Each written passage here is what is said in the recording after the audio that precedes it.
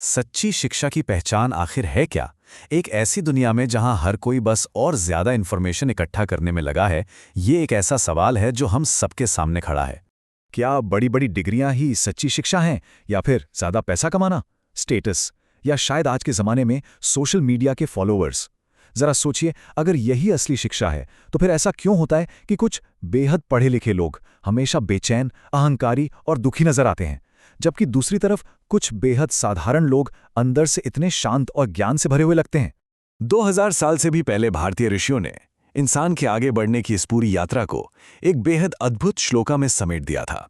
विद्या ददाति विनयम विनयाद याति पात्रताम, पात्रत्वात् धनम आपनोति, धनात् धर्मम तथा सुखम। अब सुनने में ये शायद सिर्फ एक कविता लगे, पर सच कहूं तो ये साइकोलॉजी, लीडरशिप साइंस, अध्यात्म और आज के प्रोफेशनल्स के लिए एक बिल्कुल सटीक मार्गदर्शक है। आज के इस विश्लेषण में हम इस अनंत ज्ञान को कुछ इस तरह डिकोड करेंगे कि स्टूडेंट से लेकर मेडिकल प्रोफेशनल्स तक सभी इसकी गहराई को आसानी से समझ सकें।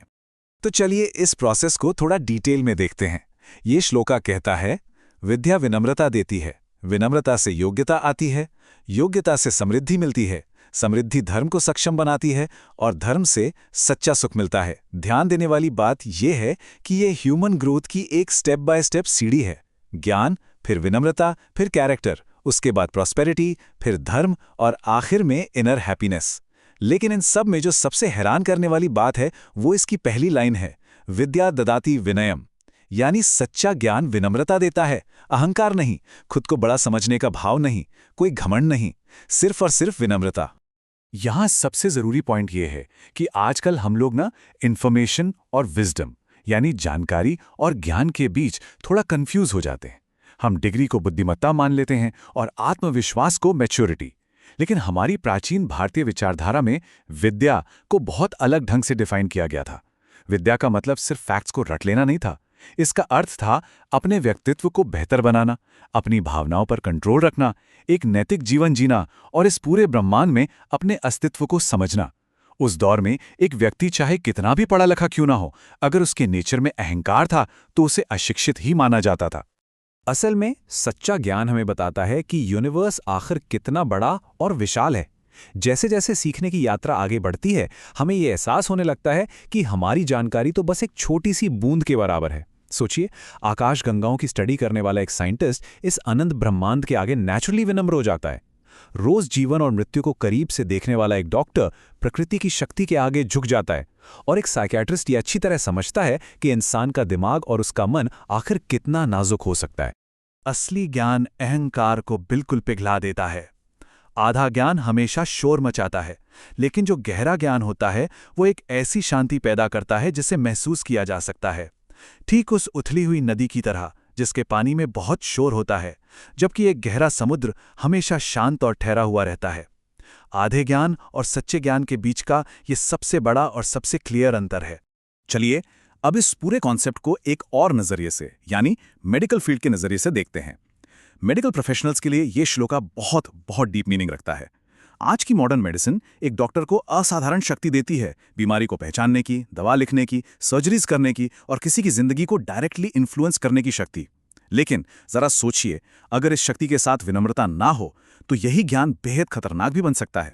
जब एक डॉक्टर मरीज को सुनना बंद कर देता है ना, तो असल में वो सीखना भी बंद कर देता है। कई बार लोग क्लिनिक में सिर्फ अपनी फिजिकल बीमारी लेकर नहीं आते, वो अपने साथ डर, अकेलापन, बेचैनी और बहुत सारा इमोशनल ट्रॉमा भी लेकर आते हैं। ऐसे में एक विनम्र डॉक्टर सिर्फ दवाओं से काम नहीं चलाता, वो उससे कहीं आगे बढ़कर उन्हें हील करता है। अगर ध्यान दिया जाए तो दुनिया के कुछ सबसे महान डॉक्टर्स को उनकी डिग्रियों के लिए नहीं, बल्कि उनकी करुणा और उनकी सादगी के लिए याद किया जाता है। तो मेडिकल प्रैक्टिस के दौरान इस विनम्रता का आखिर प्रैक्टिकल मतलब क्या है? इसका मतलब है अनसर्टेनिटी को एक्सेप्ट करना, अपने कोलीग्स की रिस्पेक्ट करना, मरीजों को ध्यान से सुनना और जिंदगी भर एक स्टूडेंट बनकर सीखते रहना। मेडिसिन की फील्ड खुद ही इंसान को विनम्रता सिखाती है। बड़े से बड़े और बेहतरीन डॉक्टर्स भी हर बीमारी, हर कॉम्प्लिकेशन या हर फाइनल रिजल्ट को कंट्रोल नहीं कर सकते, क्योंकि ह्यूमन बॉडी कोई फिक्स मशीन थोड़ी है। ये तो अपने आप में एक चलता फिरता जीवित ब्रह्मांड है। और जब ये बात समझ में आती है तो विनय यानी विनम्रता अपने आप आने लगती है। अब हम शायद सोचें कि मॉडर्न साइंस इस पुरानी फिलॉसफी के बारे में क्या सोचती है। सबसे इंटरेस्टिंग बात यह है कि आज की मॉडर्न साइकोलॉजी भी ठीक उसी बात को सच मानती है जो प्राचीन ऋषि सदियों पहले जान चुके थे। आज की मॉडर्न रिसर्च हमें बताती है कि जो लोग विनम्र होते हैं वो नए कॉन्सेप्ट्स तेजी से सीखते हैं, उनका कम्युनिकेशन स्किल बहुत अच्छा होता है, वो नई सिचुएशंस में जल्दी अडैप्ट कर लेते हैं और वो आगे चलकर एक बेहतर लीडर बनते हैं। और आखिर ऐसा होता क्यों है? ऐसा इसीलिए होता है क्योंकि विनम्रता हमारे दिमाग के दरवाजे खुले रखती है। एक अहंकारी मन हमेशा कहता है, मुझे तो पहले से ही सब पता है। लेकिन एक विनम्र मन हमेशा इस थॉट पे काम करता है कि अभी और भी बहुत कुछ सीखना बाकी है। और सच माने बस यही एक छोटा सा माइंडसेट सब कुछ बदल देता है। चाहे वो हमारे आपसी रिश्ते हो, हमारी एजुकेशन हो, मेडिकल फील्ड हो या फिर आध्यात्मिक जर्नी ही क्यों ना हो। यहाँ पर जो सबसे बड़ा पॉइंट समझने वाला है वो ये कि एक अहंकारी मन धीरे धीरे एकदम कठोर और रिजिड हो जाता है, जबकि एक विनम्र मन हमेशा एक्टिव और जीवित रहता है। विनम्रता कोई कमजोरी नहीं है, बल्कि ये बौद्धिक लचीलापन यानी इंटेलेक्चुअल फ्लेक्सिबिलिटी की सबसे बड़ी ताकत है। आइए इस श्लोका की सीढ़ी पर थोड़ा और आगे बढ़ते हैं। अगली लाइन कहती है, विनयात याति पात्रताम, यानी विनम्रता से योग्यता या वर्दिनेस आती है। हम सब नेचुरली विनम्र लोगों पर ही तो सबसे ज़्यादा भरोसा करते हैं। टीचर्स ऐसे ही स्टूडेंट्स का मार्गदर्शन करना चाहते हैं, समाज उन्हीं को सपोर्ट करता है और मरीज भी ऐसे ही डॉक्टर्स के आसपास खुद को सुरक्षित महसूस करते हैं। ये सब मिलकर पात्रता यानी योग्यता का निर्माण करते हैं। उसके बाद आता है पात्रत्वात् धनामाप्नोति, जिसका मतलब है योग्यता से समृद्धि आती है। और देखिए, यहाँ धन का मतलब सिर्फ बैंक बैलेंस नहीं है। इस धन में शामिल है सम्मान, विश्वास, नए अवसर, आपका प्रभाव, बेहतर रिश्ते और आपकी आध्यात्मिक संपत्ति। श्लोका इस यात्रा को आगे बढ़ाते हुए कहता है, धनात् धर्मम, यानी धन धर्म को सक्षम बनाता है। पैसा अपने आप में कोई बुरी चीज नहीं है। अगर ये समझदार और विनम्र हाथों में हो तो यही पैसा दान, सेवा, एजुकेशन, मेडिसिन और सोसाइटी को ऊपर उठाने का एक बेहतरीन साधन बन जाता है। और इस सबके अंत में आता है ततः सुखम, जिसका अर्थ है धर्म से सच्चा सुख मिलता है। ये सुख दो पल की कोई टेम्परेरी खुशी नहीं है, बल्कि ये एक बहुत ही डीप और ठहरी हुई आंतरिक शांति है। क्योंकि अगर जीवन में कोई पर्पस नहीं है तो कोई भी खुशी आखिर में सिर्फ एक खालीपन ही बनकर रह जाती है। अगर हम इस पूरे फिलॉसफी को आज के दौर से जोड़ें तो क्या दिखता है? आज हम एक ऐसी अजीब स्थिति में हैं जहां दुनिया में पहले से कहीं ज्यादा हाईली एजुकेटेड लोग हैं, फिर भी चारों तरफ बेचैनी, थकान, बर्नआउट, एक दूसरे से कंपैरिजन, अकेलापन और गुस्सा लगातार बढ़ रहा है। ऐसा क्यों?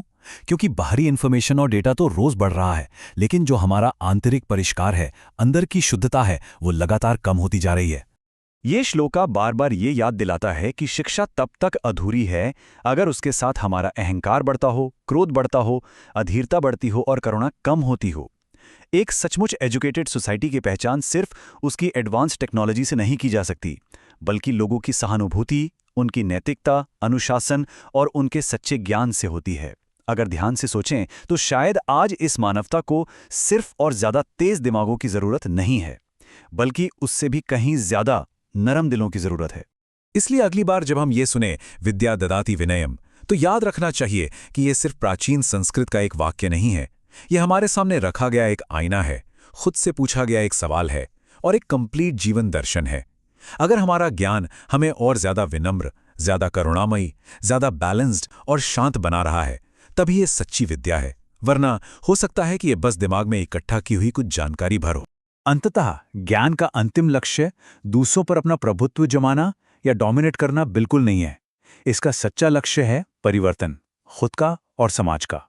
एक सच्ची शिक्षा हमारे अहंकार को बड़ा नहीं करती, बल्कि हमारी चेतना और कॉन्शियसनेस को आगे बढ़ाती है। अगर इन प्राचीन भारतीय विचारों ने हृदय को छुआ है, तो ये विश्लेषण उन सभी लोगों के लिए बहुत उपयोगी हो सकता है जो आज भी सच्चे ज्ञान की खोज में हैं, चाहे वो स्टूडेंट्स हों, डॉक्टर्स हों या फिर शिक्षक हों। क्योंकि कभी-कभी प्राचीन ज्ञान का एक अकेला श्लोका भी पूरे जीवन को रोशन करने की ताकत रखता है। इस विश्लेषण के सफर में हमारे साथ जुड़ने के लिए बहुत बहुत धन्यवाद।